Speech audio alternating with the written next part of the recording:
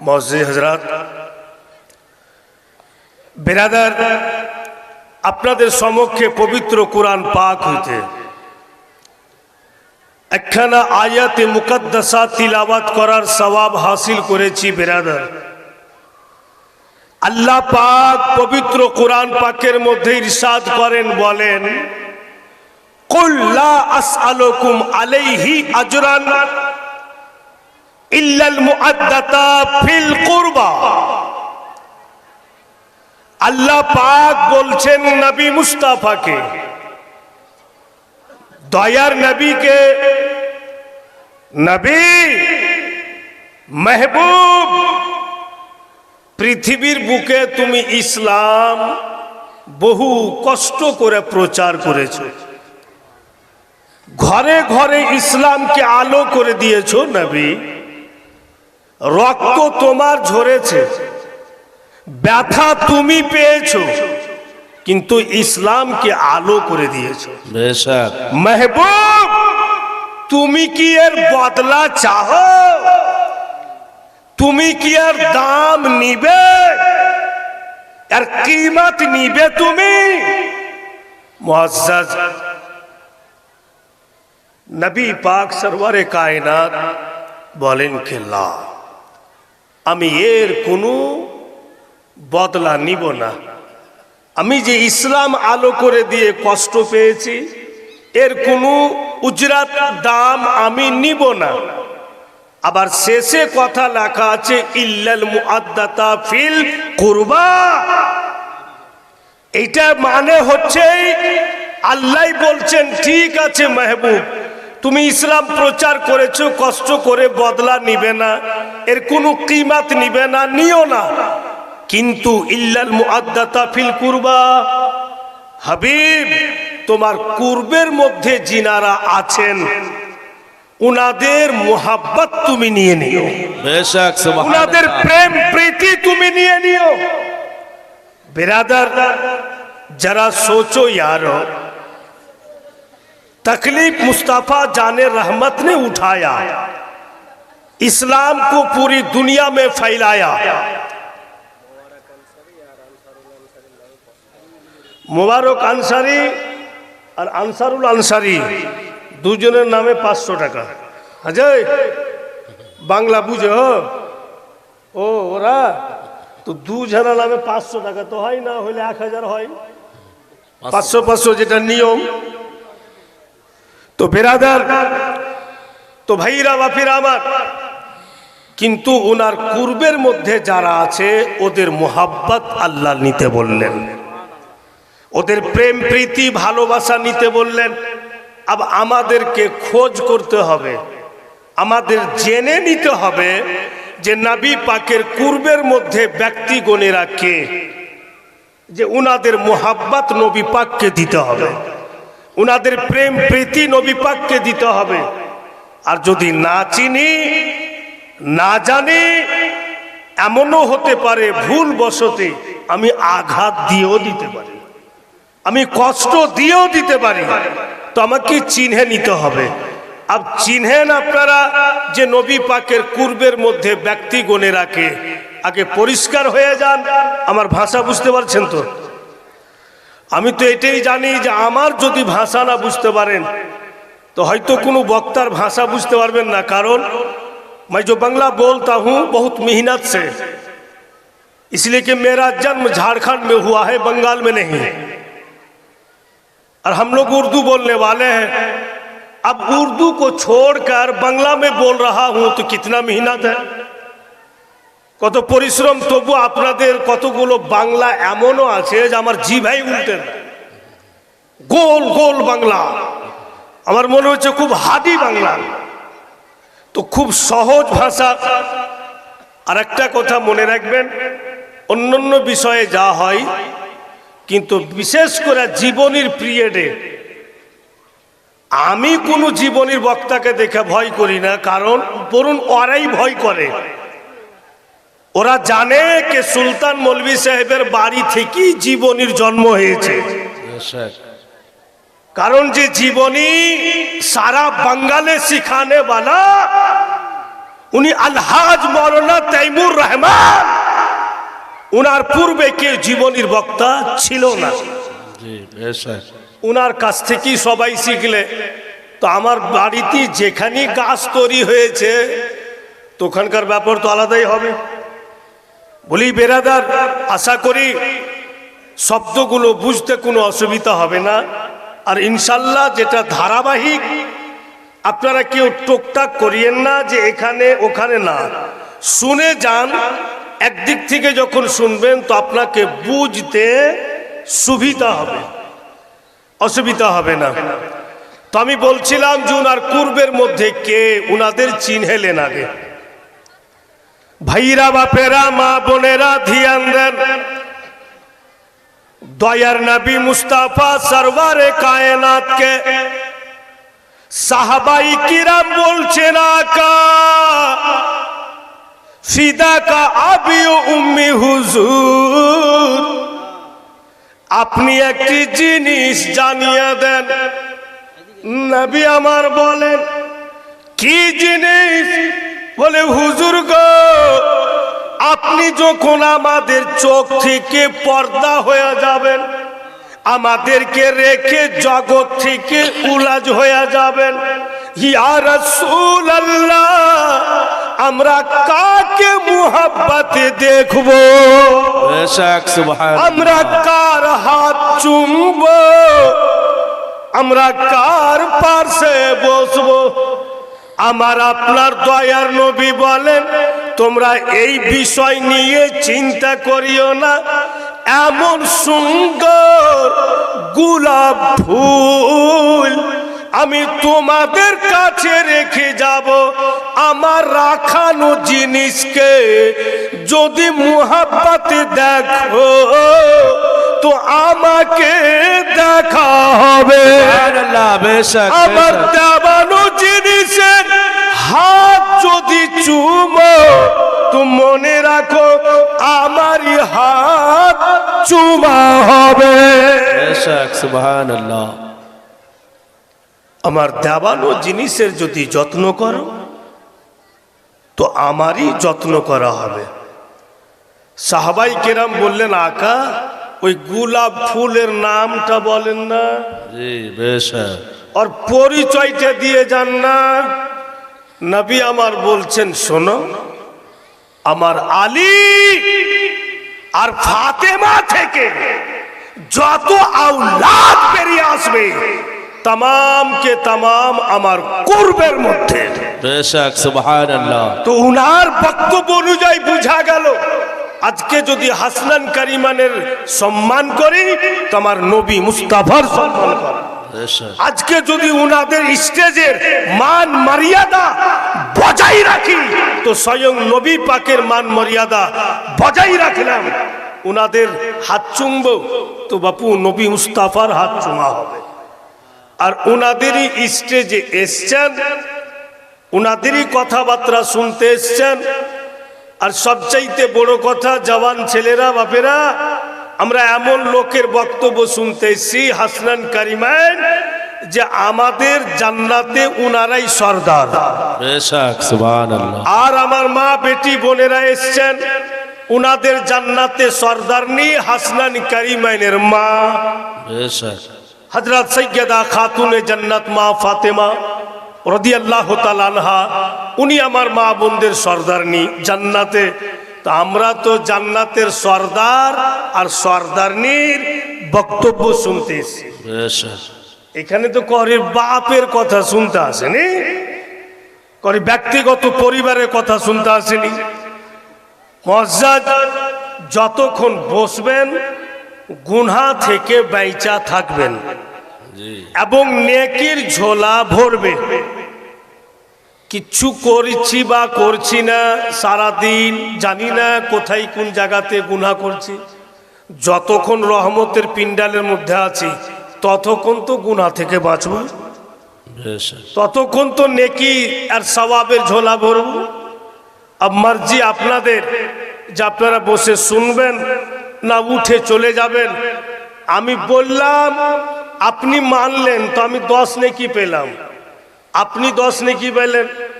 আপনি মানলেন না, তো আমি 20 নেকি পেলাম। উল্টা কি করে হয়ে গেল? এই জন্য যে যেই 10 নেকি আপনি নিলেন না, তো আল্লাহ আমাকে অফার দিয়ে দিলেন, আমার 20 নেকি হল। अब কথা হচ্ছে বাবু, যে হযরত আলী শেরে খোদা যদি ভারতবর্ষে থাকেন আর সৈয়দা মা ফাতেমা যদি পাকিস্তানে থাকেন, তো দুইটার বক্তব্য তো একসাথে চলবে না।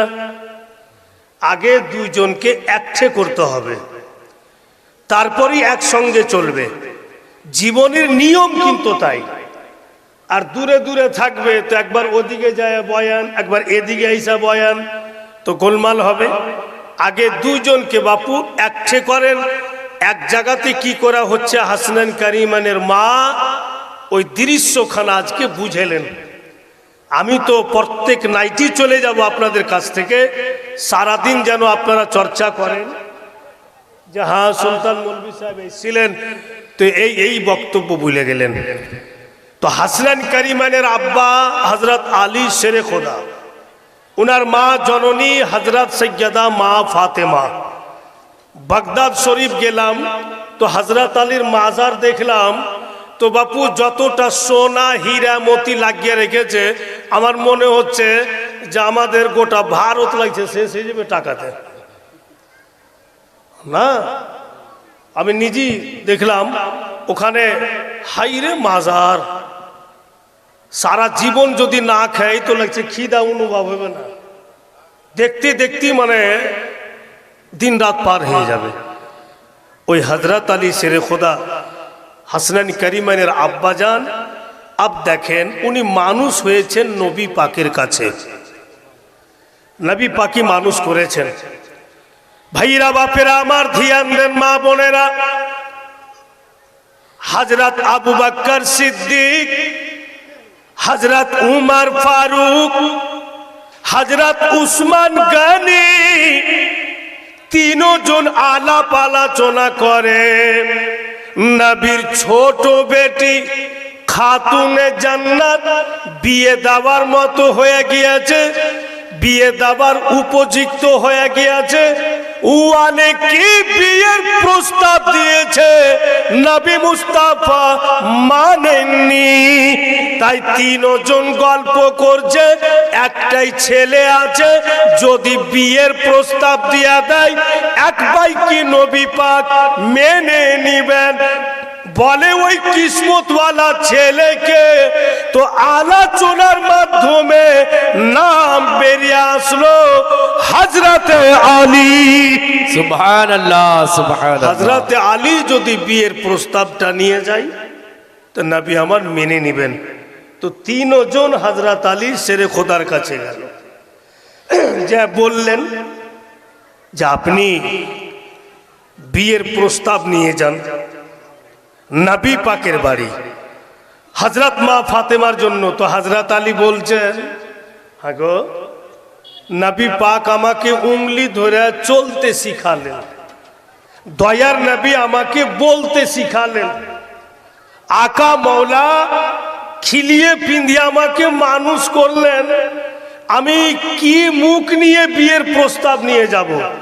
তিনজন যখন জিদ করলেন তো হযরত আলী চট করে বলছেন, ঠিক আছে চলে যাব, কিন্তু দিনে যাব না, রাত্রে যাব। তোনারা তিনজন বলছেন যে রাত্রে, তো রাত্রে যদি বইলে দিই যে না দিনে যান, তো লাগছে যাবে না, তো রাইতেই যান, কিন্তু বিয়ের প্রস্তাব কখনো রাত্রে নিয়ে যায়। আব হযরত আলী শেরে খোদা রাত্রে যাবেন। অনেকটা রাত্রে বাপু সবাই ঘুমিয়ে গেছে, কেউ জেগে নাই। অনেকটা রাত্রে হযরত আলী শেরে খোদা নবী মুস্তাফার বাড়ি গিয়ে দরওয়াজার জাঞ্জির হিলায়, মুখে আওয়াজ দিচ্ছে না, শুধু জাঞ্জির হিলায়। বক্তব্যের দিকে মন রাখুন, দিল দিমাগ লাগিয়ে রাখুন।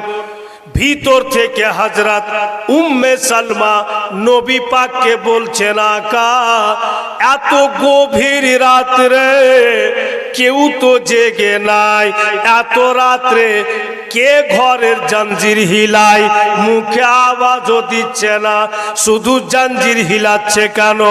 আমার আপনার দয়ার নবী আসমানের দিকে দেখলেন, নিচে নজর করে বলছেন, সালমা দরওয়াজা খুলো, এত রাত্রে আমার আলী ছাড়া কেউ না। সুবহানাল্লাহ সুবহান আর আলী ছাড়া কেউ এত রাত্রে নাই, তুমি দরওয়াজা খুলো।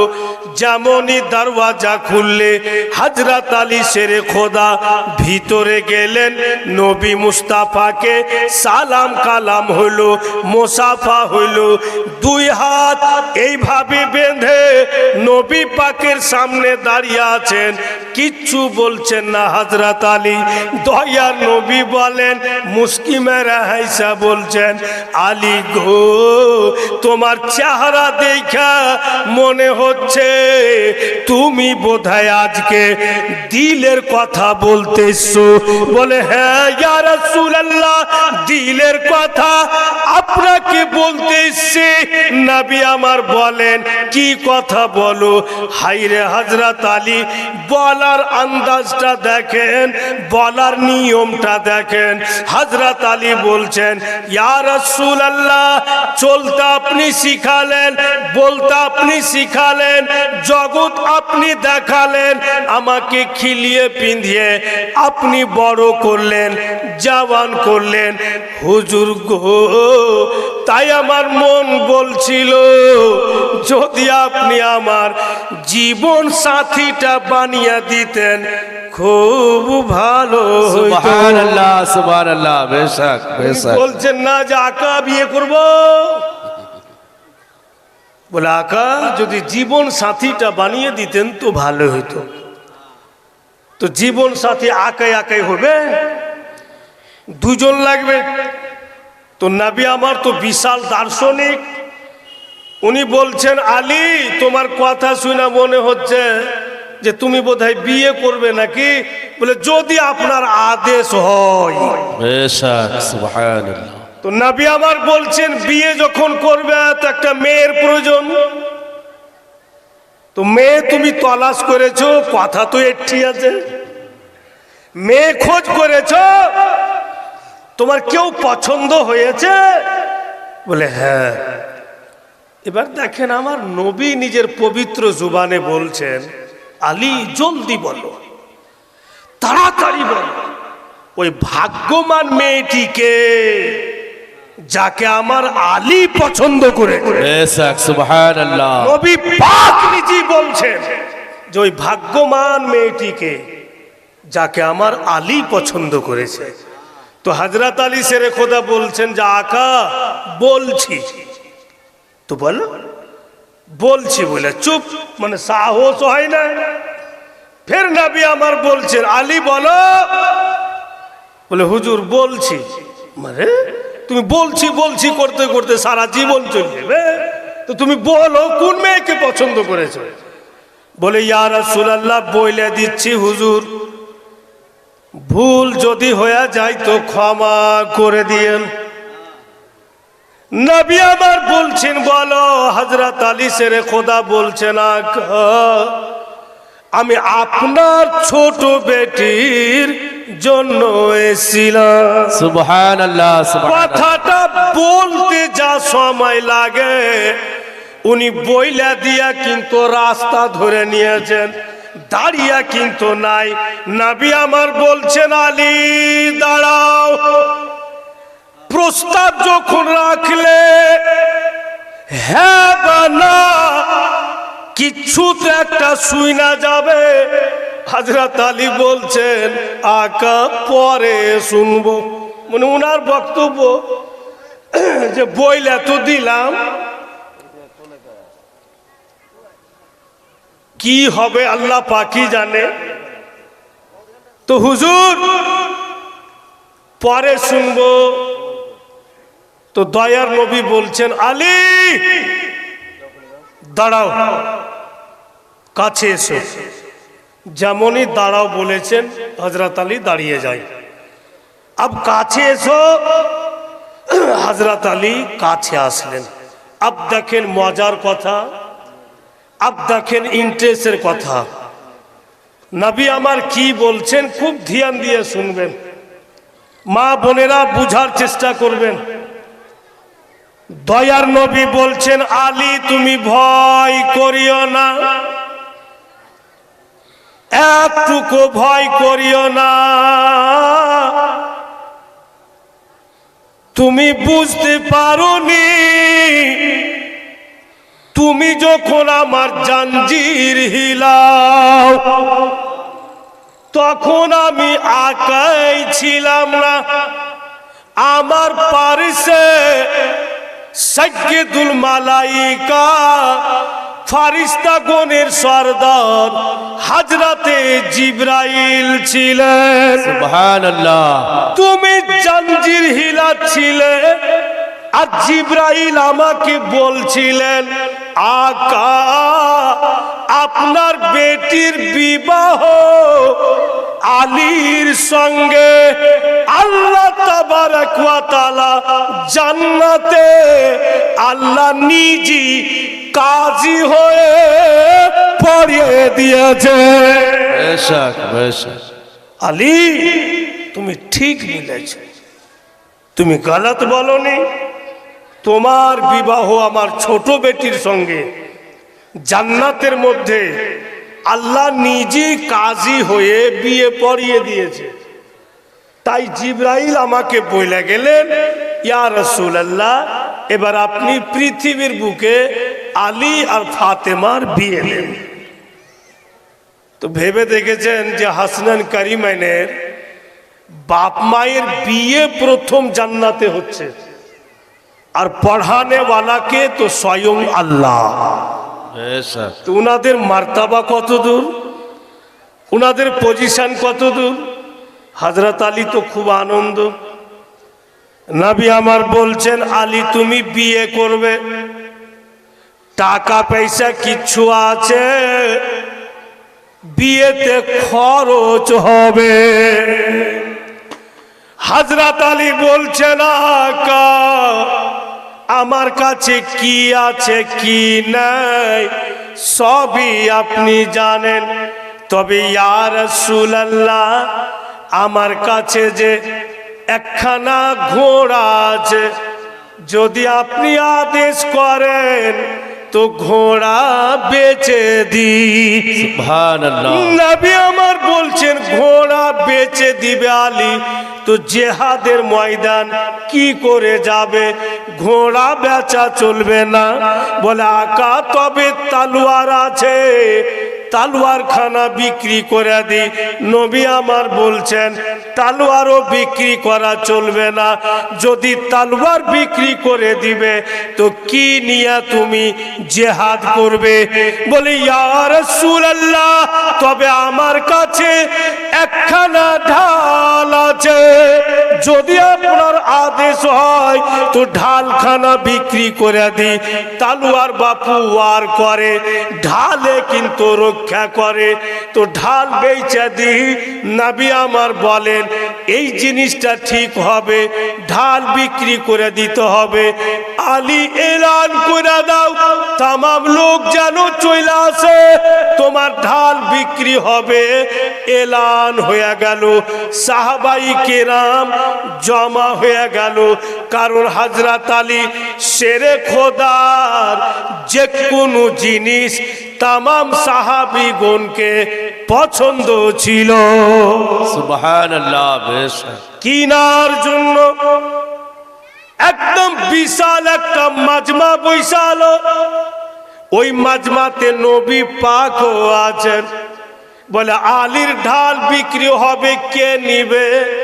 একজন বলছে আমি দিব 5000, কেউ বলছে আমি দিব 5,500, কেউ বলছে আমি 7,000, সবাই কিন্তু দাম বলছে। আমার আপনার নবী উনি রহমতের কানে শুনছেন আর শুধু মুস্কি মেরা হাসছেন, কোনো উত্তর দিচ্ছেন না। সাহাবাই কিরাম বলি ইয়া রাসূলুল্লাহ কিছু তো বলেন, আমরা সবাই দাম বলছি, আপনি তো কিছুই বলছেন না, কত টাকা দিতে হবে? তখন নবী পাক বলেন যতক্ষণ পর্যন্ত আমার উসমান গানি না আসছে আলীর ঢালের দাম ধার্য হবে না। বেশক সুবহানাল্লাহ। হযরত উসমান গানিও নবী পাকের জামাই। নবী পাকের দুই বেটির বিয়ে হযরত উসমান গানির সঙ্গে হয়েছে। প্রথম হযরত রোকেয়া পর্দা করলেন, তারপরে হলো হযরত কুলসুমের, বলে উনাকে বলা হয়েছে হযরতে উসমান জুন্নুরাইন। উনার কাছে দুইটা নূর, নবী পাকের দুই বেটি, বিশাল পয়সাওয়ালা। উনার দৌলতের কমি ছিল না। এমনও উনার জিন্দেগির কিতাবে লিখছে যে মাসকে মাস গরিব মুসলমানের গোটা গোটা গ্রামকে হযরত উসমান গানি খাওয়াতেন। বেশক এইভাবে ইসলামের সেবা করেছেন। তো হযরত উসমান গানি আসবেন তবে দাম ধার্য হবে। হযরত উসমান গানি বাপু আসলেন আর দূর থেকে আওয়াজ করে বলছেন হযরত উসমান গানি রাদিয়াল্লাহু তাআলা আনহু, ইয়া রাসূলুল্লাহ আপনার উসমান চলে এসেছেন। মাজমাতে যত কেউ দাম বলেছেন প্রত্যেকের দামকে যোগ করালেন, যত টাকা হবে আপনার উসমানের তরফ থেকে অত টাকা চাইতে দুই গুণা বেশি থাকলো। সুবহানাল্লাহ সুবহানাল্লাহ। কি বুঝলেন ভাইরা? নবী মুস্তাফা জানছিলেন এরা যে যত টাকা বলবে অতটাই দিবে। আমার উসমান এসে এত টাকা দিবে যে বিয়ের খরচ টোটাল চলে আসবে। সুবহানাল্লাহ। সেটা নবী পাক বুঝছিলেন, ওনারা তো বুঝছিলেন না। তো দয়ার নবী ওই জন্য অপেক্ষা করেছিলেন। আবার হযরত উসমান গানির ভালো লাগছে বাবা ধন, ভালো না লাগে তো কাইল হনে আসবো না, অসুবিধা নাই। আপনারা যদি চয়েস করেন তবে বাবা কাইল আসবো, না তো আসবো না। হ্যাঁ, জবরদস্তি শুনিয়া কোনো লাভ নাই বেরাদার। তো হযরত উসমান গানি ঢালখানা কিনবেন, তো টাকার পটলি বাপু বের করে এনেছেন হযরত উসমান গানি। হযরত আলী শেরে খোদাকে টাকার পটলি দিচ্ছেন আর বলছেন হযরত উসমান গানি রাদিয়াল্লাহু তাআলা আনহু, আলী গো কত টাকা পটলিতে বাইন্ধা দিয়েছি, তোমাকে খুইলা গুনতে দিব না, আর তোমার ঢাল ভালো না মন্দ আমি চেক করব না।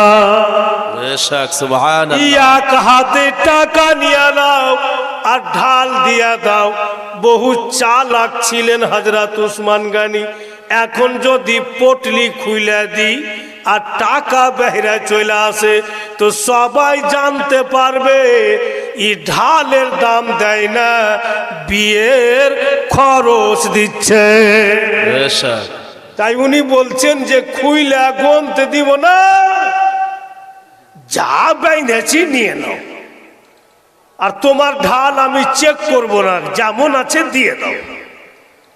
ঢালখানা নিলেন আর নবী পাক বাপু রহমতের চোখে দেখছেন, আর আকা মাওলা দোনো চোখ দিয়ে হা হা করে পানি ঝরছে।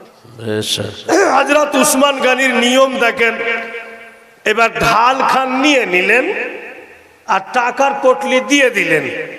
এবার হযরত উসমান গানি রাদিয়াল্লাহু তাআলা আনহু বলছেন, আলী ঢাল বেচলে তো? বলে হ্যাঁ। কার কাছে? বলে আপনার কাছে। তো টাকা পেয়েছো? বলে পেয়ে নিয়েছি। তো টাকার মালিক তুমি? বলে হ্যাঁ। আর ঢালের মালিক? বলে আপনি। তো ঢালের মালিক যখন আমি ভেঙ্গে দিব ঢাল, তোমার কিছু বলার আছে কি? বলে না, খরিদ করলেন আপনি, ভেঙ্গে দেন। বলে আমি ফেলে দিব কোথাও নিয়ে যায়, আমি এমনি কক্ষে দিয়ে দিব, তোমার কিছু বলার আছে কি? বলে আপনি কেমন কথা বলছেন, টাকা দিয়ে খরিদ করলেন, ফেলে দেন, ভেঙ্গে দেন, যাকে মন তাকে দিয়ে দেন, তাতে আমার কি?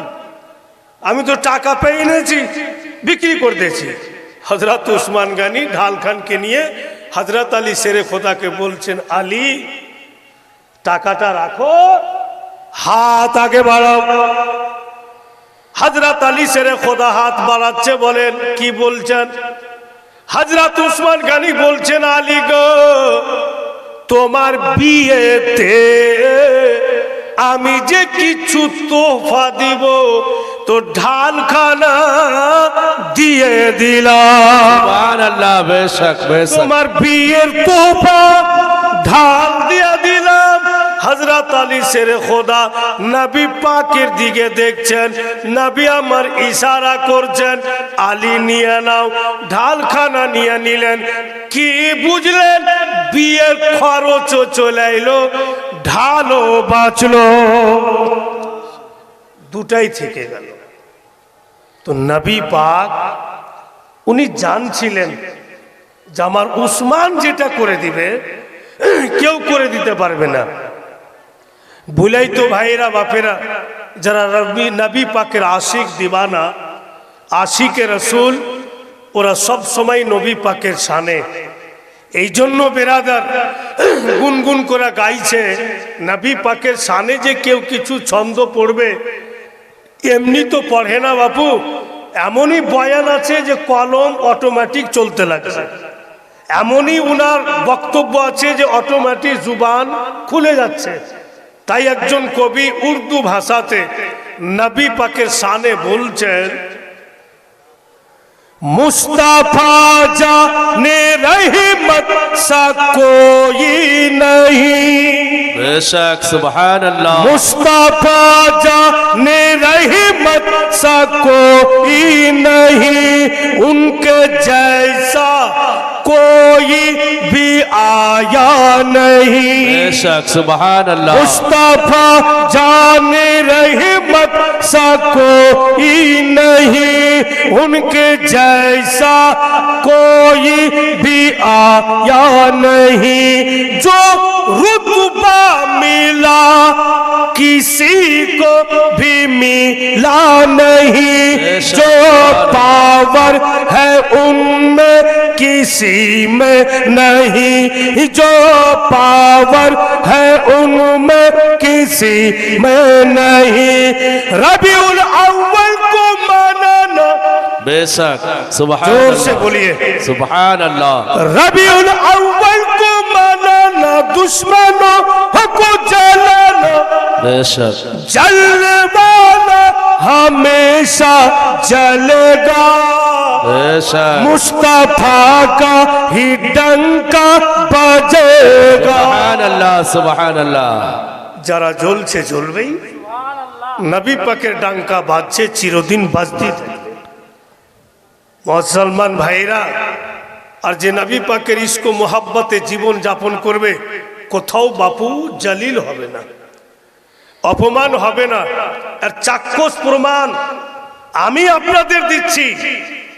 मुअज़्ज़ज़, मैं घर में सोच रहा था, जब मैं आलिम का दस्ता लेके घर आया, जब मैं करूं तो क्या करूं, किसी मस्जिद में तो हमसे होगा नहीं, पंजगाना वक्त का नमाज जिम्मेदारी हम संभाल सकेंगे नहीं, और घर छोड़कर हम दूर जाके महीना भर रह पाएंगे नहीं, और जमीन पर हाल भी नहीं जोत पाएंगे, तो क्या होगा मेरा, क्या होगा। तो मैं अपने वालिद साहब को कहा कि आप ये कौन सा पढ़ाई हमको पढ़ा दिए हैं, ये कौन पढ़ा अपनी पढ़िए दिलेन। কোনো কাজই হবে না। তো আমার বাপ বলছে, বাপুরে सबर कर, ऐसा दिन आएगा जब तू मुस्तफा का बन जाओगे दीवाना तो पूरे दुनिया तेरा दीवाना बन जाएगा। बेशक আর बेशक যখন থেকে নবী পাকের জীবন বাণী বলতে শুরু করেছি, উনার জিন্দেগির ওয়াসিলাতে আমার জীবন তৈরি হয়ে গেল। बेशक এমন তৈরি হয়ে গেল, তো এখন আমার বাপের কথা মনে হচ্ছে যে উনি সত্যই ভুলে গেছিলেন যে নবী পাকের ইসকো মুহাব্বতে যারাই নিজের জীবন যাপন করবে ওরা কখনো জালিল হবে না। যেমন এই যে বাপু ইমাম সাহেব বসে আছেন, যত টাকা মাস ওকে আপনারা দিয়েছেন, আপনারাকে যদি 80 টাকা মাস দিই তো আপনাকে পরিবার চলবে না, কোনো মতেই চলবে না। কিন্তু আল্লাহর দয়া, আল্লাহর রহমত, ইনাদের টাকাতে বরকত, যে দেখেন অতি ফের বাচ্চা কাচ্চা নিয়ে খাচ্ছে, পরিবার চালাচ্ছে। বেরাদারান ইসলাম, তো ভাইয়েরা বাপেরা আমার, বন্ধুগণেরা, ওই টাকাকে নবী পাক 3 ভাগ করলেন। এক ভাগ টাকা সৈয়দেনা আবু বকর সিদ্দিককে দিলেন, মেহমান আসবে ওদের খাওয়া দাওয়া তুমি করাবে।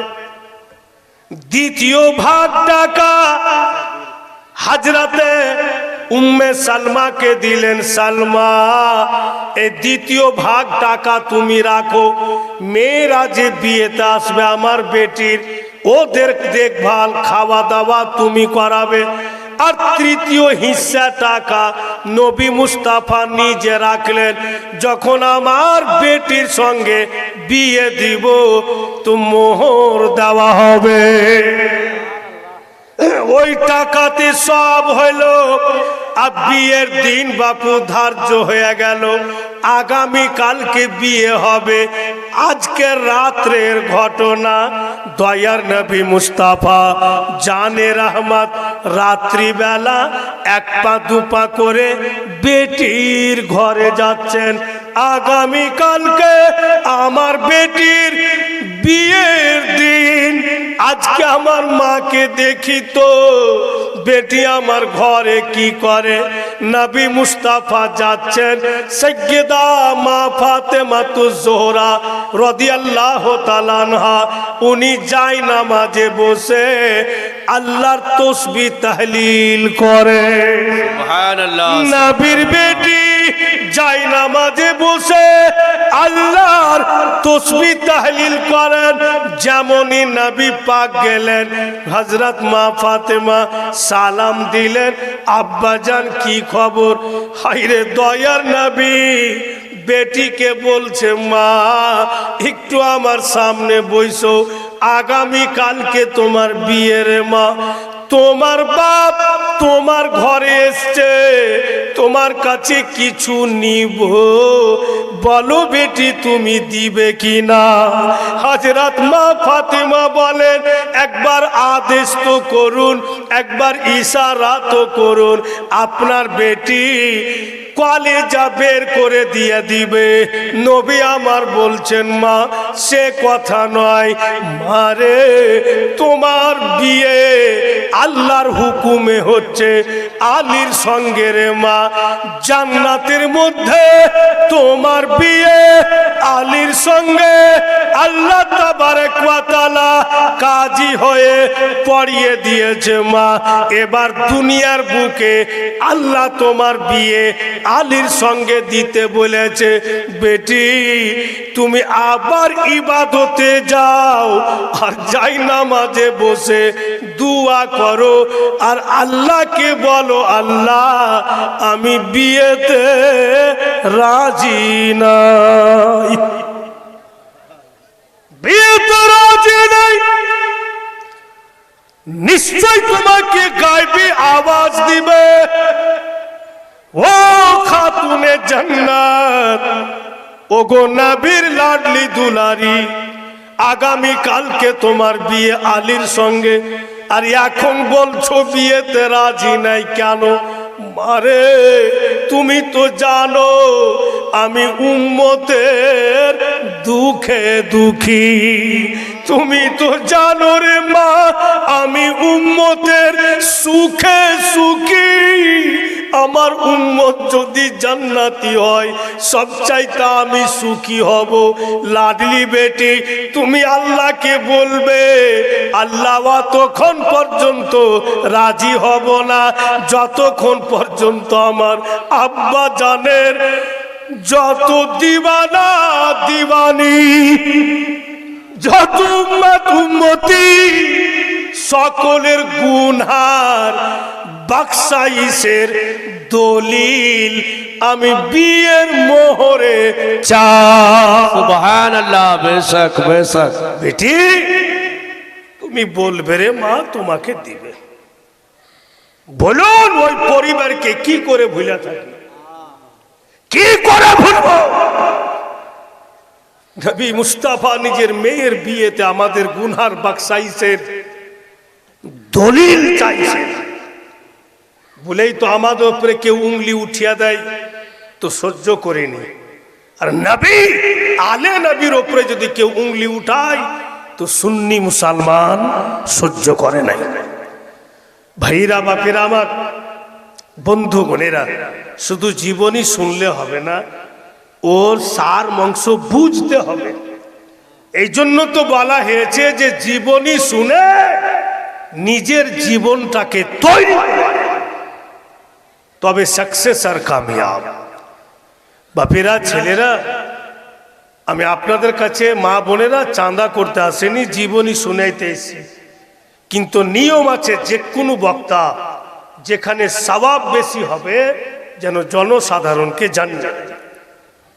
তো হযরত মা ফাতেমার বিয়ের মোহরে আমাদের গুনহার বাক্সাইসের দলিল চাইতে পারছেন নবী পাক উনার বেটি। তো বাপু সেই হযরত মা ফাতেমার নামে একটিটা কোন লোক 50টা টাকা দিয়ে সওয়াবের হকদার হবে না? আছেন তো অনেকেই। এটা 100 টাকা বাপু লেলবো, ঘুরিয়ে लेबा ना तो। सुभान अल्लाह हजरत आप 50 रुपए दे दिए, 200 ले लो। सुभान अल्लाह। যাদের অসুবিধা আছে দিয়েন না, জবরদস্তি কোনো কথা নাই। সুবহান আল্লাহ, আলহামদুলিল্লাহ, মাশাআল্লাহ। अब এই যে 2টা টাকার ভয়ে যদি কেউ উঠে ভেগেছেন তো 500 টাকা জরিমানা। ভালো আছে বাবা? ভালো জন্য রাস্তা চিনাল ছিলেন তো হারিয়ে যেত আজকে। হ্যাঁ সুবহানাল্লাহ। এই যে 50 100 200 দিচ্ছেন তো আপনাকে অসুবিধা হচ্ছে কি? মা বোনেরা তোমরা কি মরবে না? দিও না, যা যাইবা কবরে তো ঠেলা পাইবে। কি ছোট বাচ্চাদের হাতে দিয়ে পাঠিয়ে দাও। সুবহানাল্লাহ, মাশাআল্লাহ। ভলেন্টিয়ার ঢুকে যাও চাদর নিয়ে।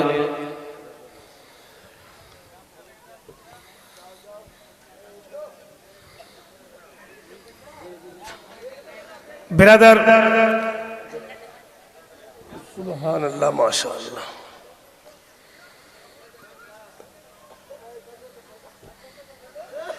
আমি আপনাদের সুন্দর দেখে একটা নাতে রাসূল শোনাচ্ছি, শোনা হবে, দেওয়া হবে, তারপরে ফের জীবনী হবে। বুঝতে পারছেন তো?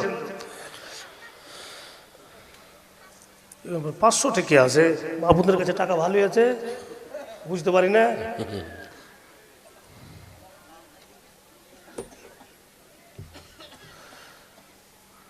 जाइए आप लोग तो ज़्यादा उर्दू कलाम पसंद करते हैं ना, तो हम उर्दू ही सुनाते हैं। बांग्ला कलाम हमसे ज़्यादा नहीं होता है।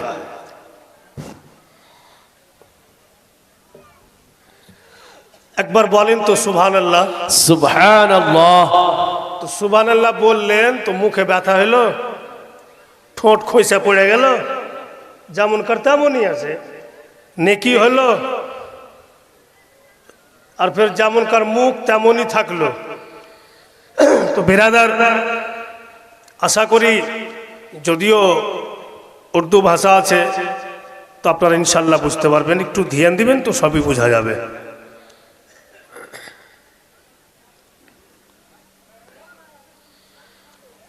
जो दीन का मरकज है वो उम्मे लकबी है।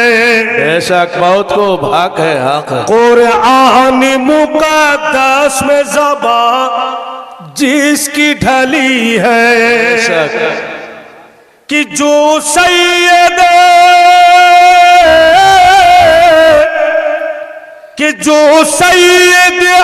नाम रसूल अरबी है, ओ मेरा नबी मेरा नबी मेरा नबी है। जो सैयद नाम रसूल अरबी है, ओ मेरा नबी मेरा नबी मेरा नबी है। जो साकी कौसरी है वही शाफी महशर। बेशक सुभान अल्लाह, बहुत खूब। जो साकी कौसरी है वही शाफी महशर। अकमल तो लकुम दीन का ताज है उनके सर पर। महमूद मुहम्मद वही हादी वही रहबर। कि जो खत्म रसूल कि जो खत्म रसूल सारे नबियों के नबी है, ओ मेरा नबी मेरा नबी मेरा नबी है। जो खत्म रसूल सारे नबियों के नबी है, ओ मेरा नबी मेरा नबी मेरा नबी है। कंकरिया पढ़े कलमा बेशक बहुत खूब। तैयब का सिपारा। बेशक डूबा हुआ खुर्शीद पलट आए दोबारा। डूबा हुआ खुर्शीद पलट आए दोबारा। हो जाए कमर टुकड़े करो कर दे इशारा। हो जाए कमर टुकड़े करो कर दे इशारा। कि सब शाखु सजरे कि सब शाखु सजर जिसकी कदम चूम रही है, ओ मेरा नबी मेरा नबी मेरा नबी है। ओ नील गगन धरती और चांद सितारे। बेशक बहुत खूब। ओ नील गगन धरती और चांद सितारे। ये मही की हवा खुशबू फिजा दरिया किनारे। ये मही की हवा खुशबू फिजा दरिया किनारे। कि जन्नत की तरह कि जन्नत की तरह जिसके लिए दुनिया सजी है, अल्लाह बेशक मेरा नबी मेरा नबी मेरा नबी है। ब्रादरान इस्लाम বন্ধুগণেরা আমার, আল্লাহ পাকের মহিমা দেখেন। রাত্রিবেলা सैयदा खातून जन्नत माँ फातिमा रदियल्लाहु ताआला अन्हा फिर उनी इबादते मग्न हलेन। और उनार इबादतिया मनी इबादत नबीर बेटी खातून जन्नत। और फिर उनी रात्रे इबादत करतें। इबादत करते करते फजरेर टाइम हो जाइतो तो हजरत माँ फातिमा बोलतें, हासनान करीमाइनेर माँ बोलतें, अल्लाह तुमी एतो छोटो छोटो रात बानिये दिएछो जे तोमार रात शेष होया जाच्छे, फातिमार इबादत शेष हय ना। बेशक सुबहानाल्लाह। कत इबादत गुजार बंदे উনি বলছেন আল্লাহ আমি বিয়েতে রাজি নাই। আওয়াজ আসছে কেন? বলে আমার বিয়ের মোহরে, এই দুনিয়াবি মোহরে রাজি না। বেশক সুবহানাল্লাহ। কি নিবে তুমি বলো? বলে আমার আব্বা জানেন যত উম্মত উম্মতি উনাদের গুনাহ খাতার বখশাইশের দলিল চায়। বেশক সুবহানাল্লাহ। আল্লাহ তাবারক ওয়া তাআলা সাইয়্যিদুল মালাইকা জিবরিল আমিনের মারিফতে দলিল নামা দিয়া পাঠিয়ে দিলেন, যাও আমার নবীর বেটিকে দিয়া দাও। কিয়ামতের মাঠে যদি এই দলিল নামা আমাকে দেখিয়ে দিতে পারে ফাতেমা, তার আব্বা জানের যত উম্মত উম্মতি সকলকে বকশা দিব। সুবহানাল্লাহ। দিয়ে পাঠালেন দলিল নামা। মুআজ্জাজ ওই দলিল নামা পেলেন। দলিল নামাখানা কখন বুঝতে পারা যাবে? যখন ওনার ইন্তিকাল হবে হযরত মা ফাতেমার। তো থাক ওনার কাছে দলিল নামা পেয়ে গেলেন। আব্বাপু বিয়ে হইল তো 400 মিসকাল, একটা দিরহাম হয়, একটা মিসকাল হয়। ওই জামানাতে 400 মিসকাল হযরত আলী শেরে খোদার পক্ষ থেকে নগদ বিয়ের মোহর হযরত মা ফাতেমাকে দিলেন, যেটা হিসাব করে দেখা হয়েছে বর্তমান যুগে 160 টাকা। বেশ। তো ওই জামানাতে 160 টাকা নগদ মোহর হযরত আলী শেরে খোদা দিয়েছেন হযরত মা ফাতেমাকে।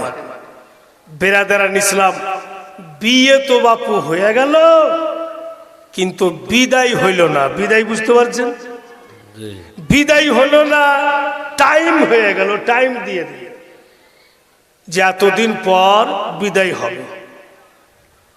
ভাইরা বাপেরা মা বোনেরা ধ্যান দেন, বিদায় হয়নি। কেন বিদায় হইল না?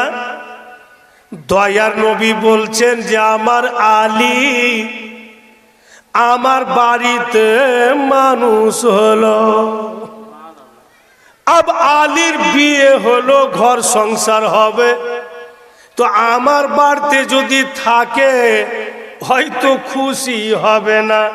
তাই আমার আলীর জন্য আমি নতুন বাড়ি বানাবো। বেশক। তাই দয়ার নবী নতুন বাড়ি বানালেন।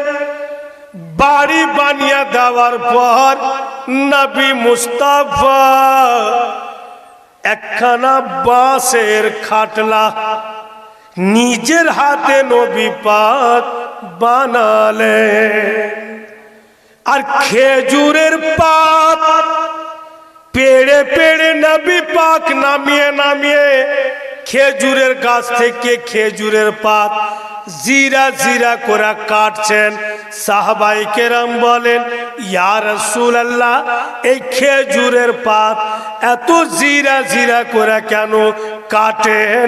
দয়ার নবী বলছেন, আমার বেটি আর জামাইয়ের জন্য গদ্দি বানাবো আর বালিশ বানাবো। ঠিক 160 টাকা দিলেন। সুবহানাল্লাহ। বাড়ি কোথায় আপনার?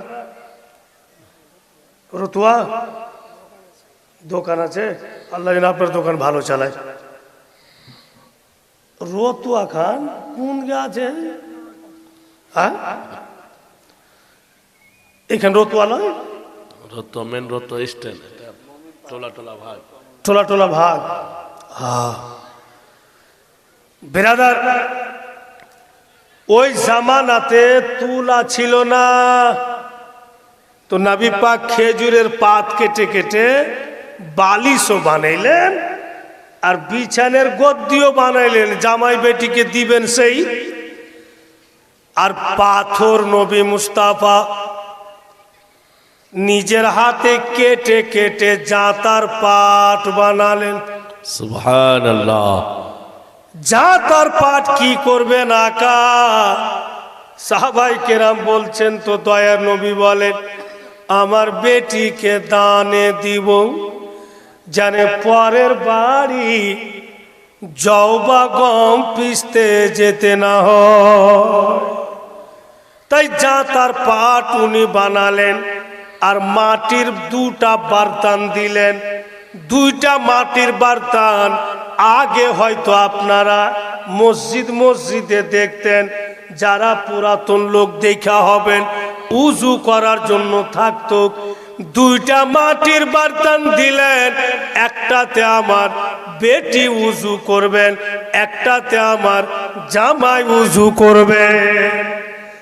আর নবী পাক খেজুরের পাতের জায়নামাজ নিজের রহমতের হাতে বোনালে।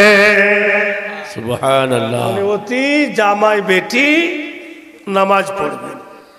আচ্ছা বলেন, বর্তমান যুগে কার কথা বলবো? যে সুলতান মৌলভী সাহেবের শ্বশুর যদি বলতো যে এসো বাবা তোমাকে জায়নামাজ দিব, জাঁতার পাট দিব, এগুলা তোমাকে দানে দিব, তো আমি ভারত ছেড়ে পাকিস্তান চলে যেত। যে কেউ টাকা নিবে, কেউ গাড়ি নিবে, কেউ কিচ্ছু নিবে, কিছু ধুড়া পায়নি, ও জাঁতার পাট দিবে, আমি আটা পিছা বাড়াবো। আর মানে মাটির বার্তান দিবে উজু করার। হযরত আলীকেও কেউ বলেছিলেন যে এইগুলো সামান হইছে আপনাকে দেওয়ার জন্য। उन्हें जवाब दिए मैं बहुत खुश हूँ, जन्नते जाने का रास्ता मेरे नबी ने मेरे लिए बना दिया। बेशक सुबहानअल्लाह। उन्हें की सुंदर उत्तर दिए दिलेन। अब सब तैरी हो गल बापू।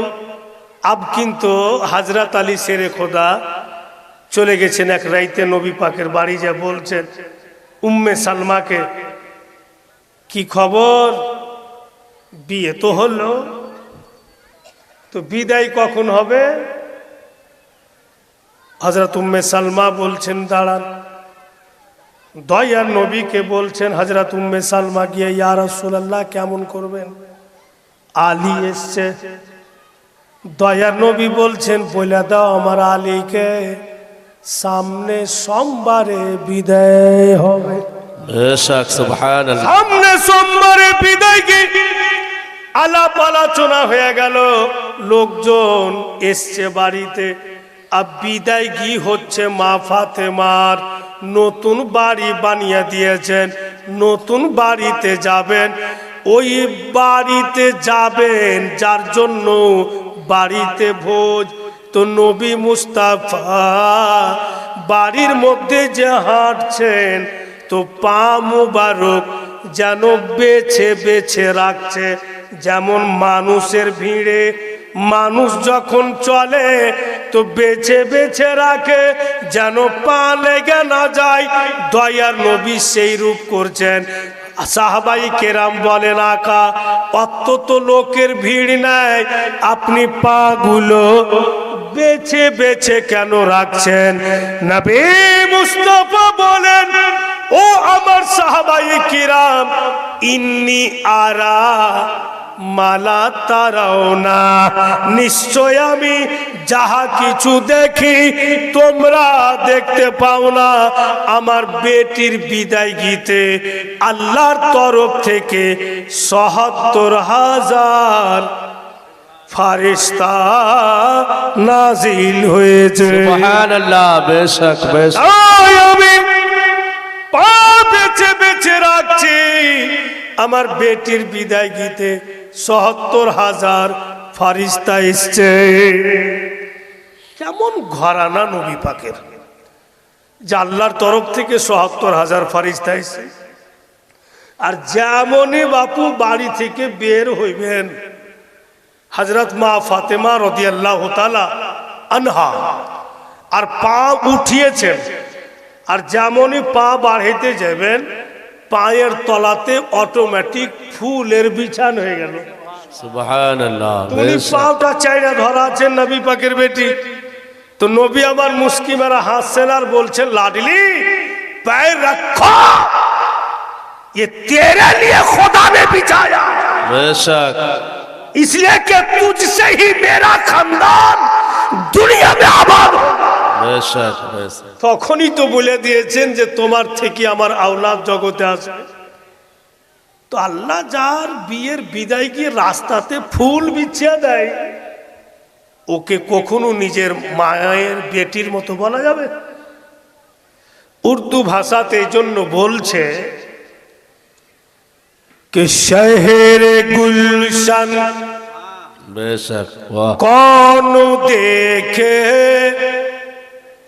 दस्त तैबा छोड़कर, बेशक सुभान अल्लाह सुभान अल्लाह शहर गुलशन कौन देखे दस्त तैबा छोड़कर, असू ये जन्नत कौन जाए दर तुम्हारा छोड़कर, सुभान अल्लाह शहर गुलशन कौन देखे दस्त तैबा छोड़कर, और कदम कदम पर रहमतों के फूल होते थे निसार, बेशक सुभान अल्लाह कदम कदम पर रहमतों के फूल होते थे निसार, कि जब चली थी थी फातिमा ससुराल मैका छोड़ कर, शहर गुलशन कौन देखे दस्त तैबा छोड़ कर। নতুন বাড়ি গেল, নতুন বাড়িতে যখন প্রবেশ করলেন, দয়ার নবী বলছেন, ফাতেমা এক গিলাস পানি দাও বেটি। এক গিলাস পানি নবী মুস্তাফা নিলেন, আর ওই গিলাসের পানিতে উংলি ডুবালেন, আর উংলি ভিজিয়ে উঠালেন, ঘরের চতুর্দিকে উংলির পানি ছিটালেন। হযরত আলীর শরীরে উংলির পানি ছিটা মারলেন, মা ফাতেমার শরীরের উপরে উংলির পানি ছিটা মারলেন, মেরে দিয়ে নবী আমার বলছেন, ওগো আমার আলী, ওগো ফাতেমা, আব তোমরা নতুন জীবন চালু করবে।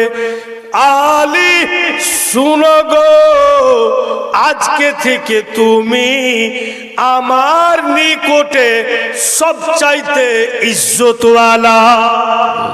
এই লাডলি দুলারি ফাতেমা বেটি, আজকে থেকে তুমি আমার নিকটে মা সবচাইতে প্যারি। अब তোমরা জিন্দেগি শুরু করো। জীবন যাপন শুরু হয়ে গেল। ভাই, এক রাত্রের ঘটনা, নিজের বাড়িতে চলে গেছেন, হযরত মা ফাতেমা রুটি বানাইছেন হযরত আলী শেরে খোদার জন্য, হাসনান কারিমানের আব্বার জন্য, আর হযরত আলী শেরে খোদা বিছানাতে লম্বা হয়ে আছেন। তো রুটি বানাইতে বানাইতে চট করে স্বামীর দিকে দেখছেন, তো হযরত আলী শেরে খোদা বিছানা থেকে নিজের মাথা নিচে ঝুঁকিয়ে দিয়েছেন, আর মাটির সঙ্গে হযরত আলী কথা বলছেন, মাটির সঙ্গে। আর যেই মাটি খান দেখছেন হযরত আলী, ওই মাটি খান বাপু হিলছে। জোরে বলুন সুবহানাল্লাহ। হযরত মা ফাতেমা দেখে তাজ্জুব হয়ে গেলেন, নবী মুস্তাফার দরবারে কথাটা পৌঁছে দিলেন। আব্বা জান, আমি তাজ্জুব হয়ে গেছি। কেন মা? বলে, আপনার জামাইকে দেখলাম মাটির সঙ্গে কথা বলে।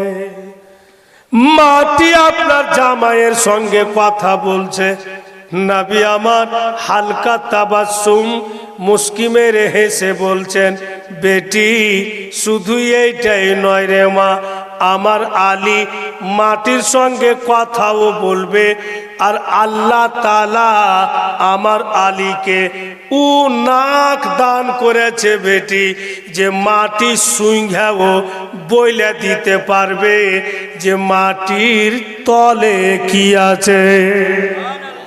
আল্লাহ পাক এই পাওয়ার আমার আলীকে দিয়েছেন। তাই আল্লাহ পাকের দয়া, ও গো ফাতেমা চিন্তা করো না, আব যাও তোমরা জীবন যাপন করো। দিন যেতে লাগলো, সময় পার হতে লাগলো। বন্ধুগণ আমার, হযরত মা ফাতেমার গর্ভে সন্তান আসলো। প্রথম সন্তান কে? উনি হচ্ছেন বন্ধুগণ হযরত ইমামে হাসান। দ্বিতীয় সন্তান কে এসেছিলেন? ইমামে হুসাইন। তৃতীয় সন্তান কে এসেছিলেন? ইমামে মাহসিন। কিন্তু বেরাদার, হযরত ইমাম হাসানের জীবনবাণী শুনছি, ইমাম হুসাইনের শুনছি, ইমাম মাহসিনের টোটালি শুনতে পাই না। এই জন্য পাচ্ছি না। হযরত ইমাম মাহসিন বাচ্চা কালে জগৎ থেকে পর্দা করে গিয়েছিলেন, তাই ওনার জিন্দেগি শুনতে পাওয়া যায় না। ইমামে হাসান আর ইমামে হুসাইনের ছোট বড় আমাদের সুন্নি হানাফির পোক্তা কিতাব, যেই বইখানার নাম খুতবাতি মুহাররাম, এ বাপুরাও জানেন। ওই কিতাবে লেখা আছে একজনের জন্ম 5 শাবান, দ্বিতীয় জনের জন্ম 15 রমজান। হিসাব করে দেখা গিয়েছে হাসনান কারিমাইন দোনো ভাই ছোট বড়তে 1 বছর থেকেও কিছুদিন কম। বুঝতে পারলেন কথা? 1 বছর থেকেও কিছুদিন কম। মুসলমানের ভাইরা, ইমামে হাসান খুব টপের ওপরে বলছি, উনি জন্ম নিয়েছেন, তবুও হযরত মা ফাতেমার নামাজ কাজা হয়নি। ইমামে হুসাইন দুনিয়াতে এসেছেন, তবুও উনার নামাজ কাজা হয়নি। ছেলে দুনিয়াতে আসলো, চলে আসলো, জন্ম হইল, আল্লাহর দয়াতে পাক সাফ, কিচ্ছু নেই। ফের হযরত ইমাম হুসাইন আসলেন, বাস সামথিং কিছুক্ষণ, আবার আল্লাহর দয়াতে ফের পাক সাফ, কিচ্ছু নেই। তো নামাজ কাজা নেই। বলি বাপু, হযরত মা ফাতেমার এত সুন্দর মেয়ে, জান্নাতি মেয়ে, ইবাদত গুজার মেয়ে। বলে বেরাদারান ইসলাম, অহরহ আপনাদের বাঙালি যারা বাংলা জগতের লোক, জ্ঞানী গুণী, ওই বাংলা জগতের লোক এই জন্য বলছে কে জান্নাতি রানী নবী নন্দিনী, বেশক সুবহানাল্লাহ, হক है। জান্নাতি রানী নবী নন্দিনী, মা ফাতেমা জহুরা, জান্নাতি রানী নবী নন্দিনী। নামাজ পড়তেন বাইতুল মামুর, দুনিয়ার মানুষেরা জানতো না জান্নাতি রানী নবী নন্দিনী। পৃথিবীতে উনি ইবাদত করতেন, তো উনার ইবাদত 6 আসমানের উপরে। নবীর যখন জিন্দেগি শুনবেন তো ওইগুলো শুনতে পাবেন, যেটা বাইতুল মামুর আছে 6 আসমানের উপরে, ওখানে হযরত মা ফাতেমার ইবাদত বুঝা যায়। কত ইবাদত গুজার বান্দি। আচ্ছা বলুন, এখানে মশলাটা পরিষ্কার হলো কিনা, যে নবী পাকের বেটিকে যদি নামাজ মাপ না হয়, তো সুলতান মৌলভী সাহেবের বেটিকে কেমন করে হবে? বুঝাচ্ছে কথা? জি। আমার মা বোনকে কি করে নামাজ মাফ হবে?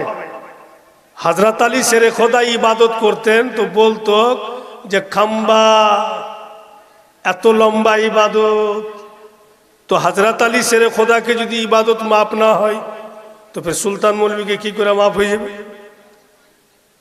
ভাইরা বাপিরা আমার, প্রত্যেকটা জিনিস যখন গভীর মাইন্ডে আপনি ভেবে দেখবেন তো আপনাকে নিজের জিন্দেগির ওপরে নাফরাত হয়ে যাবে যে আমি কি করেছি, আমি তো কিছুই করিনি, এমনি শুধু দুনিয়াতে মজ মাস্তি করে চলে যাচ্ছে। তো বেরাদার, তিনটা ছেলে, একজনের বয়ান হয় না। কেন হয় না?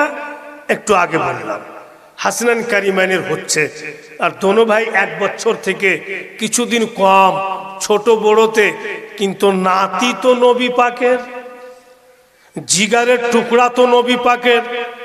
আর কথাটা মনে রাখবেন, কি বলেছেন নবী পাক, যে আমার আলী আর ফাতেমা থেকে আমার বংশ আগে বাড়বে। তো নবীর আওলাদ, হাইরে দয়া নবী বাপু দোনো নাতি, নাতির কে গেনে নবী পাক ঝুলনা, বুঝেন তো ঝুলনা, ঝুলনা বানিয়ে নিয়েছেন দয়ার নবী, আর মাথার ওপরে নিয়ে বাপু বেটির বাড়ি গেছে। রাস্তাতে হযরত উসমান গনি দেখে বলছেন, আকা বুঝতে পারছি ঝুলনা আপনার বেটির বাড়ি নিয়ে যাচ্ছেন, দেন হুজুর আমি পৌঁছে দিচ্ছি। নবী আমার বলছেন, উসমান ঝুলনা বানিয়ে মাথায় নিয়ে বেটির বাড়ি পৌঁছা, নাতিদের জন্য এতে কতটা সাদ তুমি বুঝবে না, যেই দিন তোমার নাতি হবে সেই দিন বুঝবে। সুবহানাল্লাহ, সুবহানাল্লাহ। নবী মুস্তাফা যে নাতির জন্য কিছু বানিয়ে পৌঁছা দেওয়া, এতে কত ইন্টারেস্ট, কত সাদ, উসমান তুমি বুঝবে না, যেদিন তোমার নাতি হবে সেই দিন বুঝবে। এখন যদি সুলতান মৌলভী সাহেবের বাপ মৌলানা তৈমুর সাহেব আমার বোনের বাড়ি যদি ঝুলনা বানিয়ে মাথায় করে নিয়ে যায়, আমার কিন্তু রাগে রুম রুম খাড়ো হয়ে, আর সহ্য না করতে পেরে বলেই দিব যে যা গোটা বাড়ি দিয়ে দেখা, যা ঝুলনা বানিয়ে ফের দিতে যাইছে। বেরাদার, ভাইরা বাপেরা আমার, কিন্তু নাতির কি ইন্টারেস্ট সেটা নানা নানি জানে, সবাই জানে না। ভাইরা বাপেরা, আপনারাকে দেখতে মনে হচ্ছে যে মানে নিয়ে যাচ্ছে, খরচা করছে, তো এগুলা বেশি বেশি করছে না, যার কিসমতে যেটা আছে অতটাই পাবে, হয়তো আর ভাগ্যে আছে ওগুলা পেয়ে যাচ্ছে। আব ঝুলনা নিয়ে গেল, যেখানে হযরত মা ফাতেমার জাঁতা আছে, জাঁতার পাট, ওই জাঁতার পাটের পাশে ঝুলনা নবী পাক টাঙবেন। হযরত মা ফাতেমা বলছেন, আব্বাজান উপরে যে উঁচা হবে কি করে হাত নিয়ে যাবেন, একটা টুল নিয়ে আসি। দয়ার নবী বলছেন, মা কিচ্ছু লাগবে না, ঝুলনাতে যে রশ্মি বাঁধা আছে, নবী আমার শাহাদাত উংলি নিলেন, রশ্মিকে ইশারা করে যেমন যেমন উংলি উঠাইছেন রশ্মি উঠে যায়। সুবহানাল্লাহ। রশ্মি উঠে গিয়ে যেখানে লাগার লাগলো, নবী মুস্তাফা উংলি ঘুরাচ্ছেন তো রশ্মিও বাঁধছে। আমার আপনাদের হবে কেন নেই, চেষ্টা করি তো দেখছি হয় কি হয় না। শুধু এটাই নয়, এখন তো নবী পাক মুআজ্জাজ বেটি নাতি সব হয়ে গেছে। নবী পাকের জিন্দেগিতে লেখা আছে যে যখন নবী পাক বাচ্চা ছেলে আর হযরত মা হালিমা নিয়ে গেলেন, আর বিছানাতে শুইয়ে দিয়েছেন মা হালিমা, আর হারিসের জন্য রুটি বানাইছে, আর ঘুরে ঘুরে দেখছে নবী পাকের দিকে যে ছেলেকে বিছানে শুতিয়ে দিয়েছি, আর চাঁদনি রাত ভাই বাড়ির আঙানে শুয়েছে বাচ্চা ছেলে নবী পাক, চকচক করছে চাঁদনি। তো মা হালিমা দেখছেন নবী পাকের দিকে, ডান হাত উঠিয়ে দিয়েছেন, এভাবে উংলি ঘুরাইছেন।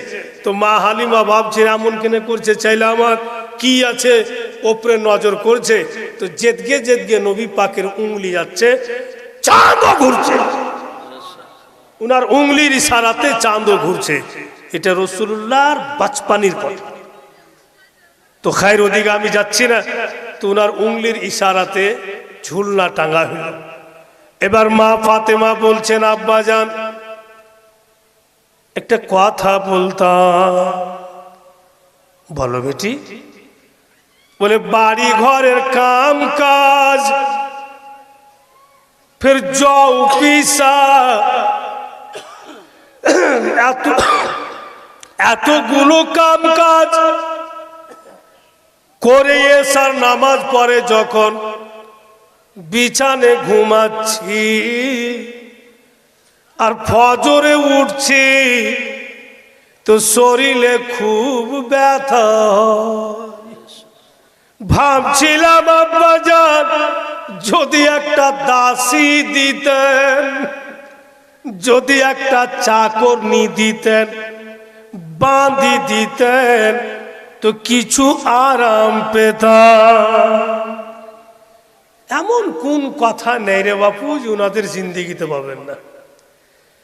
দয়ার নবী বলছেন, বেটি দাসী চাইতে যদি দামি জিনিস দিই তো তুমি নিবে কিনা? হযরত মা ফাতেমা বলছেন, বলুন। নিশ্চয় নিব। দয়ার নবী বলেন, যখন এশার নামাজ পড়বে বেটি, তোমার যাই নামাজের পার্শ্বে এক গিলাস পানি রাইখা দিও। এশার নামাজ শেষ করে এই লাডলি বেটি টোটাল নামাজ যখন শেষ হবে 33 মারতাবা সুবহানাল্লাহ বলে পানিতে ফু দিও। 33 মারতাবা আলহামদুলিল্লাহ পড়ে পানির গিলাসে ফু দিও। 34 মারতাবা আল্লাহু আকবার বলে পানির গ্লাসে ফু দিয়ে 3 শ্বাসে বেটি পানিটা পান করে বিছানায় লম্বা হয়ে যায়। ফজরের টাইমে যখন উঠবে রে মা, শরীরের ব্যথা একটুকু থাকবে না। সুবহানাল্লাহ, সুবহানাল্লাহ। নবী পাক নিজের বেটিকে এটা শিখিয়ে দিলেন। হযরত মা ফাতেমা বলছেন, আর কিছু লাগবে না আব্বা, আর দাসী টাসি লাগবে না, এটাই আমার যথেষ্ট। ওই রকমই করেছেন মা ফাতেমা। তো শরীরের ব্যথা থাকতো না। আমার মা বেটিরা ইনারা যদি ওই তসবির প্রতি আমল করে, ওনাদেরও ব্যথা শরীরের মিটবে, কিন্তু শর্ত আছে বন্ধু, জাগে 5 ওয়াক্তের নামাজি। যখনই 41 দিন নামাজ পড়া কন্টিনিউ হয়ে যাবে, যে কোনো তসবি খাটেবে, কাজে দেবে। আব নামাজ পড়বে না এটা সস্তা মনে করে 33 বার ফু, 33 বার ফু, 34 বার ফু, গাটাগাট হু, ওতে তো ব্যথা ভালো হবে না। আগে নামাজি হতে হবে, তারপরে ওই তসবি যখন কাজে লাগাবে নিশ্চয়ই কাজে লাগবে। ভাইয়েরা শুধু এটাই নয়, আপ দেখেন ঝুলনা টেঙ্গা তো নবী পাক চলে গেলেন, বাড়তে তো কোনো লোক নেই। হযরত আলী শেরে খোদা, কি গো আপনার মন খারাপ লাগছে যে না? আমার মন কিন্তু খুব খারাপ, কারণ আজকে লোক কম বলে আমার মন খুব খারাপ। একটু ভালো রাখেন আপনারা মন। তো বেরাদার, তো ঝুলনা টেঙ্গে চলে গেছে, বাড়তে লোক নাই। হযরত আলী শেরে খোদা, মা ফাতেমা আর হাসনাইন কারিমাইন। তো হযরত আলী তো কাজে কামে যাচ্ছেন, আকাই হযরত মা ফাতেমা। তো ঝুলনাতে দোনো বেটাকে বাপু শুইয়ে দিয়েছে, আর ঝুলনার পার্সি যাতা যাও পিসছেন, একবার করে ঝুলনা ঝুলাইছেন, আর ফের জপিসার গরম সিজন, চেহারা ঘেমে গিয়ে টপ টপ করে পানি ঝরে। হযরত মা ফাতেমা জাতা ঘোড়া ছেড়ে দিলেন, ঝুলনা ঝুলাও ছেড়ে দিলেন, ঘরের ভিতরে গেলেন। একটা এক্সট্রা কাপড় নিয়ে আসি, পার্সে রেখে দিব, যখন পাসিনা বেশি হবে মুছে নিব। কাপড় আনতে গেলেন হযরত মা ফাতেমা, জাতা ঘুরা বাদ দিয়া গেলেন, ঝুলা ঝুলা বাদ দিয়া গেলেন। ঘুরা যখন আসছে বন্ধু, জাতা ঘুরতি আছে, সুবহানাল্লাহ সুবহানাল্লাহ, আর ঝুলনা ঝুলতি আছে। বন্ধুগণ, উনি তাজ্জুব হয়ে যান, এমন কেনে ঘটনা, আমি তো জাতা এখন ঘুরাই না, কেন জাতা ঘুরে? ঝুলনা ঝুলাই না, কেন ঝুলে? এই চিন্তা ভাবনা করছেন হযরত মা ফাতেমা। আর দয়ার নবী মুস্তাফা বেটির বাড়ি ऐसा বলছেন, মা কি দেখছো? গোলাব্বা জান, তাজ্জুব হয়ে গেলাম, দেখেন তো নিজে জাতা ঘুরছে, নিজে ঝুলনা ঝুলছে। নবী মুস্তাফা বলেন, বেটি তুমি ঘুরিয়া ছেড়েছিলে? বলে হ্যাঁ। বলে যতক্ষণ পর্যন্ত তুমি না রুইকেছ ঘুরতেই থাকবে। সুবহানাল্লাহ। ঝুলনা না থেমেছ, ঝুলতেই থাকবে। এই জন্য বেটি জাতা ঘুরাইছে মিকাইল, আর তোমার ছেলেদের ঝুলনা ঝুলাইছেন জিবরাইল। তো হাসনান কারিমানের কত মার্তবা যে জিবরিল আমিন ऐसा दोनों ভাইয়ের ঝুলনা ঝুলাইছে, আর হযরতে মিকাইল ফের জাতা ঘুরাইছে। ও পরিবার লাজবাব, ও পরিবারে অন্য কোন পরিবার তুলনা হবে না। ভাইরা বন্ধুগণের আমার, আব সুলতান মৌলভী সাহেব পাকামু করে যদি উনাদের মতো নিজকে বলে, তা আমার ছেলে পিলেকে ঝুলনাতে শুইয়ে দিব, ফারিস্তা কেনে ও আড়স মানুষ লোকও ঝুলাইতে যাবে না, যে তোর ধারি তোর চাকো, যে তোর বেটার ঝুলনা ঝুলাইতে যাব। কিন্তু ও কোন ঘরানা দেখেন। ভাইরা বাপেরা, মা বোনেরা ধ্যান দেন, কচি কচি হাসনান কারিমায় রাত্রি বেলা খেজুরের চাটাই বিছা আছে, হযরত আলী বৈশা আছেন, মা ফাতেমা আছেন, আর হাসনান কারিমাইনও আছেন, ছেলেরা দুই ভাই আছেন। স্বামী স্ত্রীতে কথা হয়েছে। ও বেটিরা, মায়েরা খুব ধ্যান দিয়া শুনো, মা মিস্টেক করবেন না, মনে রাখবেন স্বামী স্ত্রীতে কথা হয়েছে, আর পার্শ্বে হাসনান কারিমাইন খেজুরের চাটায়ে দোনো ভাই শুয়ে আছে। আল্লাহ আল্লাহ, হযরত মা ফাতেমার আওয়াজ হযরত আলীর আওয়াজ চাইতে যেন একটু জোরে বেরিয়ে গেল। বেশক স্বামী স্ত্রী কথা বলতে বলতে মা ফাতেমার আওয়াজ বন্ধু একটু জোরে বেরিয়ে গেল। যেমনই আওয়াজ জোরে বেরিয়েছে, হযরত মা ফাতেমা চট করে হযরত আলীর হাত দুটি ধরে নিয়েছেন। স্বামী গো, আপনি আমার মাথার তাজ, আপনি আমার সরতাজ, তাই আপনি ক্ষমা করুন। আপনার আওয়াজ চাইতে আমার আওয়াজ একটু জোরে বেরিয়েছে। হযরত আলী বলেন, ও ফাতেমা, এত কেন ভয় করছো? কেন তুমি হাত ধরে ক্ষমা চাইছো? আমরা তো কথা কাটাকাটি করিনি না, আমাদের মধ্যে তো ঝগড়া না হয়নি, ভালোই বলছিলাম, স্বামী স্ত্রীতে গল্প করছিলাম, একটু আওয়াজ কম বেশি হইতে পারে, এতে ক্ষমা লাওয়ার কি আছে? তো হযরত মা ফাতেমা বলছেন, আপনি যে আমার সব কিছু, আপনি যে আমার মাথার তাজ, আপনি নাই তো আমি যে নাই, আপনার শান্তি যে আমি, তাই ক্ষমা করুন। হযরত আলী বলছেন, ফাতেমা তুমিও ঠিক আছে, যাও, ক্ষমা করে দিলাম। কিন্তু সত্যি বাপু, কোনো ওখানে ঝগড়া হয়, কথা কাটাকাটি হয়নি। যেমন বাড়িতে আমরা স্বামী স্ত্রীতে কথা বলছি, একটু কম বেশি হয়ে যায়, তো হযরত মা ফাতেমার আওয়াজ একটু জোরে হয়ে গেছে, তাই উনি ক্ষমা নিলেন। কিন্তু রাত্রের ঘটনা, হযরত আলী শেরে খোদা ক্ষমা করে দিয়ে বাড়ি থেকে কিন্তু বেরিয়ে যান।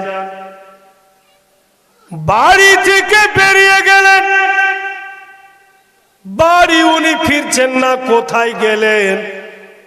তো চলে গিয়েছেন নবী মুস্তাফার বাড়ি। সুবহানাল্লাহ, সুবহানাল্লাহ। দয়ার নবী রাহমাতাল লিল আলামিন বলছেন, ওগো সালমা, আমার আলী এসছে, কিছু খেতে দাও। হযরত আলী বলছেন, আমি খেয়েছি। তো বিছানা দিয়ে দাও। বিছানা দিলেন। হযরত আলী শেরে খোদা লম্বা হয়ে গেলেন। আব চলুন ভাইরা, বাপেরা, মা বোনেরা, ভোরবেলা দয়ার নবী